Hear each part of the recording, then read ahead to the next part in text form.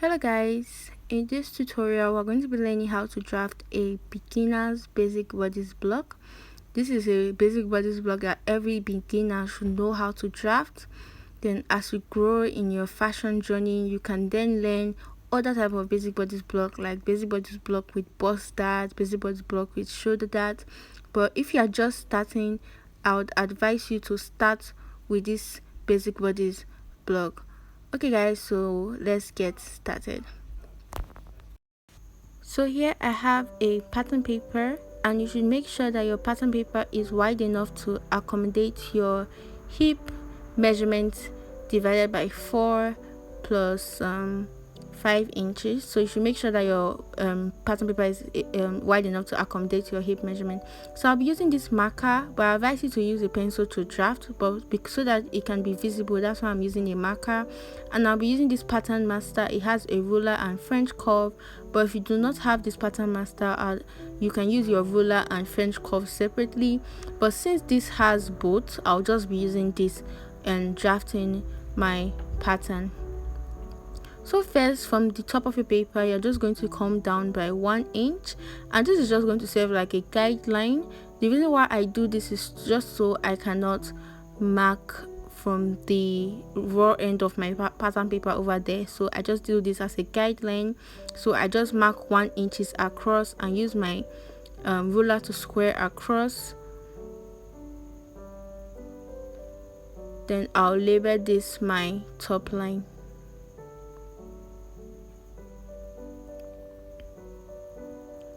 So after doing that, from my top line, I'm going to be placing down my shoulder to bust measurement, which is also your shoulder to nipple measurement, and mine is 12 inches, and I'll be placing 12 inches across this pattern paper.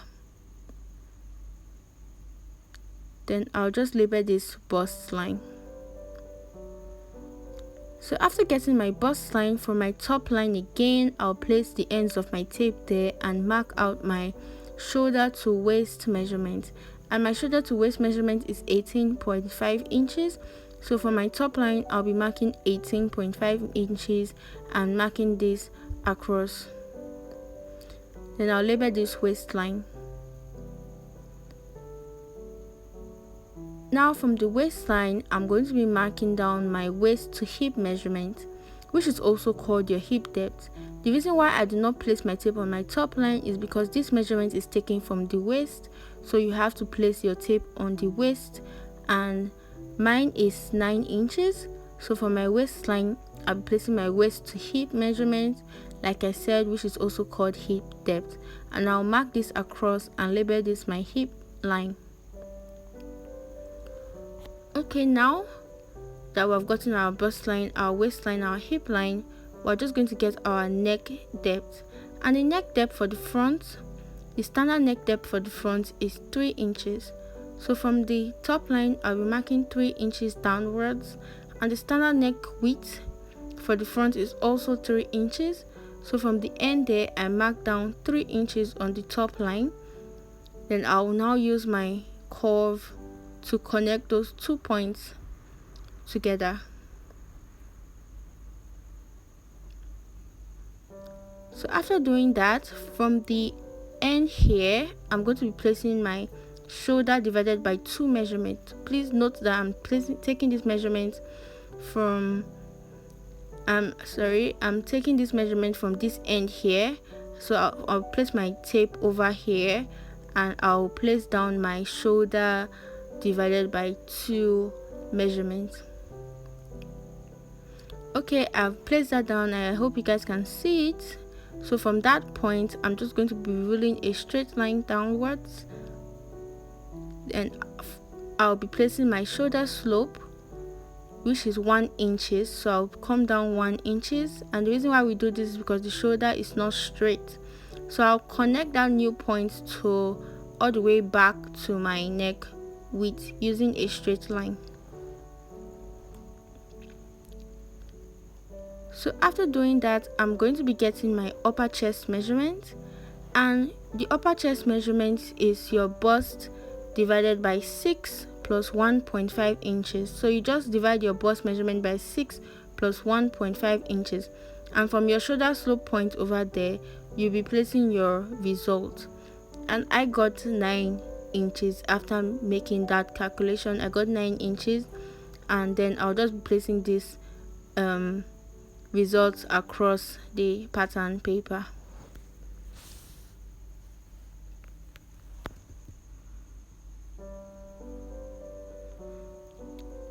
So now on your bust line, from this end here, we're taking the measurement from this end here. So you're just going to place your bust measurements divided by 4. So on my bust line, I'm placing my bust measurements divided by 4. You can go ahead and add ease if you don't want your clothes to fit in or too tight, but for me, I'm comfortable with using this, so I'm not going to be adding any ease to this pattern. Then now on my waistline, also from this end here, the end here is called your center front. So from your waistline, from the center front, I'm going to be placing my waist measurement divided by 4. So this is your center front. So you should note that that's your center front. Now from the center front again, I'm going to be placing my hip measurement divided by 4 on my hip line. So now if you don't want a dart on your pattern, you can now go ahead and connect this point from your hip to your waist, then from your waist to your bust. But since this pattern is going to have a dart, so from this our waist measurement here, you're just going to add 1 extra inch. This is because of the darts we're going to be placing in this pattern. So if you don't want a dart, you can just go, you don't have to add this 1 inches, but the reason for this 1 inch is because of the darts that we're going to be adding on this pattern. So this is now going to be like our new waist measurement, since we added 1 inch to our waist measurement. So you can now go ahead to connect this point to your hip line. That is the point marked on your hip line. So you just use a straight ruler and connect. Then you go ahead and connect from your waistline to your bust line, just using a straight ruler. So now on your upper chest line, from your center front again, you're going to place your bust measurement divided by 4. So on my upper chest line, I placed my bust measurement divided by 4, and then I connected. Okay, so now on your upper chest line, you're going to be placing your shoulder measurement divided by 2. So on my upper chest line, from the center front, so remember the end of my pattern paper is my center front, I placed my shoulder measurement divided by 2. And the reason why I did this is just to get a vertical line. So I now drew it all the way to my top line like this. And now the next step is to find the midpoint from your shoulder slope here all the way to your upper chest line.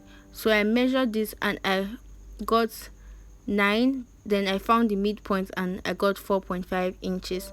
So you just find the midpoint, and now from that midpoint they are going to be coming in by 0.5 inches, and this will help you draw the armhole curve for your front pattern. So now I'm just taking my curve and I'll be drawing it from this point over here to that point all the way to the ends of my upper chest line. So I'm just using a curve to connect, drawing my armhole. So after drawing the armhole, this is what we have. So now we can go ahead to place our darts. So from the center front on your bust line, you're going to be marking your nipple to nipple measurement divided by 2. That's your bust span divided by 2. So your nipple to nipple measurement divided by 2. On your waistline, you're also going to place your nipple to nipple measurement divided by 2. And on your hip line, you're also going to place your nipple to nipple measurement divided by 2. So now from the bust line, I'll first use a straight ruler to connect these points that I made. Okay, now after using a straight line to connect the points from my bust line, I'm going to be coming down by 1 inch, and the reason why I'm coming down by 1 inch is because I don't want my dart to be directly on my nipple. So remember that this bust line is your shoulder to nipple measurement, so I don't want the dart to be exactly on my nipple, so I came down 1 inch from my bust line. Then on my waistline, remember that we added 1 inch for that to our waist measurement, so this is where we are going to be using that 1 inch. We're going to be placing 0.5 inches on the middle of this line, and 0.5 inches is our dart intake, so we're going to be placing 0.5 inches on both sides of this midline, and that is going to give us a total of 1 inch. Now for my hip line, I'm going to come up by 2 inches because I want my waist dart to be all the way to my hip depth. So now I'll now use a straight ruler and connect those points that I made, like so.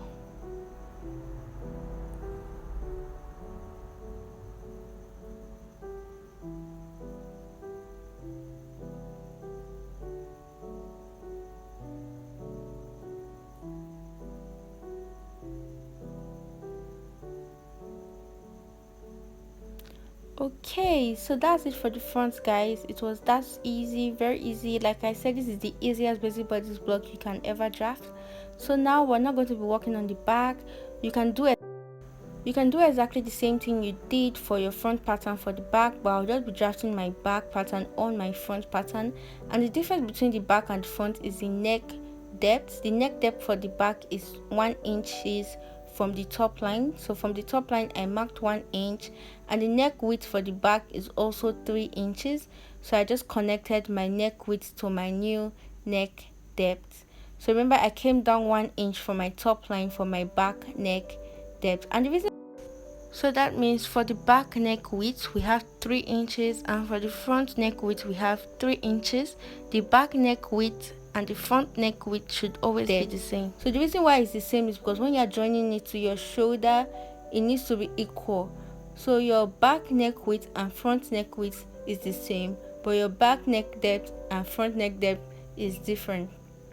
So now also the back armhole curve is way more higher than the front, so I'll just be curving it to the normal point I made. I hope the video can explain itself, so I'll just connect it higher than the front to that normal line that I made before. Remember that we came in 0.5 inches for the front, so you just curve to that normal line for your back, and that's all. So next, what you're going to do is place a new pattern paper underneath this. So yeah, I have a new pattern paper, and before I place it underneath this, I'll just be adding zipper allowance, because the back pattern needs zipper allowance, and the zipper allowance for the back is usually 1 inch. So I'll be marking 1 inch all the way down to the pattern on the pattern paper.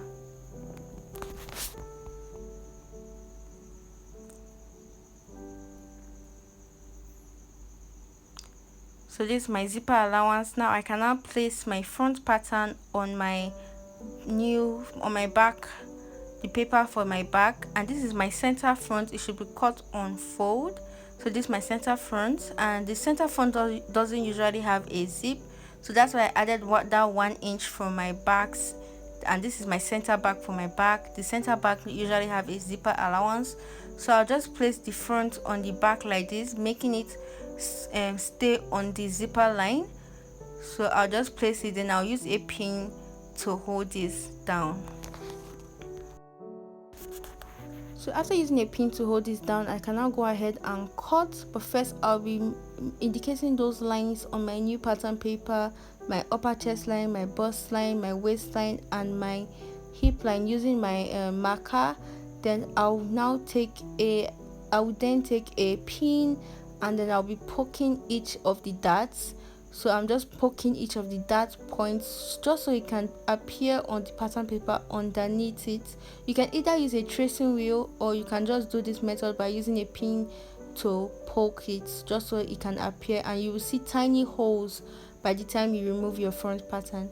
So first I'll go ahead and cut the neck depth for my back and not my front. The back neck depth is the one higher, so I'm cutting my back neckline first. So please do not make the mistake of cutting your front neckline first. So I can now go ahead and cut my shoulder, because the shoulder is the same thing for the front and back. So I can now go ahead and also cut my hip. So I'm cutting my hip because it's the same thing. So before I forget, please make sure that you don't have any pointy area on your waist like this. So I'm just using my free hand to blend it over there like so. And now I can now cut this line, that is my hip line, all the way to my waist, all the way to my bust, because it's the same thing as my back and front. The only difference again is my armhole. So remember, the front armhole is the deeper one and the back armhole is the higher one. So you have to cut the back armhole first. So please do not make the mistake of cutting the front armhole first. So I'm just using my scissors to cut, and this is what we have. Now I can remove the pins I used to hold it down, because we are now done cutting the back.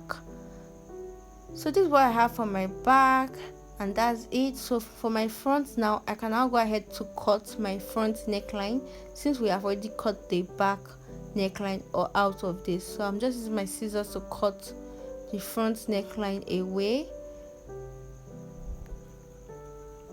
Then I can now also go ahead to cut my front armhole. Remember that the front armhole is the deeper one. So now, since we have already cut the back, we can now go ahead to cut the front armhole. So for the back, I'm now going to just be making those points I indicated, and will just be making it visible. So I redrew my waistline, redrew my bust line, redrew my upper chest line, marked out my darts and redrew it, and that was all for the back. Guys, wasn't that super easy? Because this is all, like I said, this is the easiest basic bodice block, and this is what you should start with as a beginner. Then later, as you move forward, you can now learn basic pattern with bust darts. The reason why a pattern has bust darts is just so you can do things like dart manipulation and slash and spread and stuff like that. But as a beginner, I'd advise that you start with this easy basic bodice block. Okay guys, thank you so much for watching this video. Bye.